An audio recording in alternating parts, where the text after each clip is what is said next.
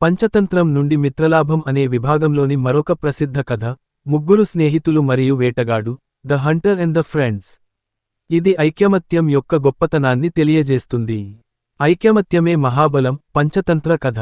అనగనగా ఒక పెద్ద అడవిలో ఒక మర్రిచెట్టుపై చాలా పావురాలు నివసించేవి. ఆ పావురాల గుంపుకు చిత్రగ్రీవుడు అనే రాజు ఉండేవాడు.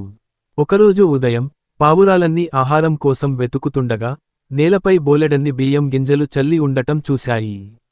ఆకలితో ఉన్న పావురాలు వెంటనే కిందికి దిగి గింజలు తినాలనుకున్నాయి. కాని, అనుభవజ్ఞుడైన చిత్రగ్రీవుడు, జాగ్రత్త! జనసంచారం లేని ఈ అడవిలో ఇన్ని గింజలు ఎక్కడి నుండి వచ్చాయి?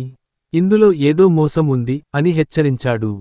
కాని ఆకలి మీద ఉన్న మిగిలిన పావురాలు వినకుండా కిందికి దిగి గింజలు తినడం మొదలుపెట్టాయి.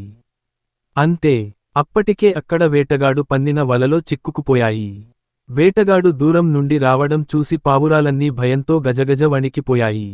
అప్పుడు చిత్రగ్రీవుడు ధైర్యం చెప్పి, మిత్రులారా, భయపడకండి. మనం విడివిడిగా ప్రయత్నిస్తే వేటగాడికి దొరికిపోతాం. కాని మనమందరం కలిసి ఒక్కసారిగా ఓం అని శక్తిని ఉపయోగించి ఎగిరితే, ఈ వలతో సహా ఆకాశంలోకి వెళ్ళిపోవచ్చు. ఐకమత్యమే మనల్ని కాపాడుతుంది అని చెప్పాడు. పావురాలన్నీ రాజు చెప్పినట్టే చేశాయి. ఒక్కసారిగా రెక్కలు ఆడిస్తూ వలతో సహా పైకి ఎగిరాయి. అది చూసి వేటగాడు ఆశ్చర్యపోయి, వాటి వెనుక పరుగెత్తాడు. కాని పావురాలు అప్పటికే ఆకాశంలో ఎత్తుకు వెళ్ళిపోయాయి. కొంతదూరం వెళ్ళాక, చిత్రగ్రీవుడు తన స్నేహితుడైన హిరణ్యకుడు అనే ఎలుక నివసించే చోట వలని దించమని చెప్పాడు. పావురాలన్నీ కిందకు దిగాయి. చిత్రగ్రీవుడు తన మిత్రుడైన ఎలుకను పిలిచి సహాయం కోరాడు.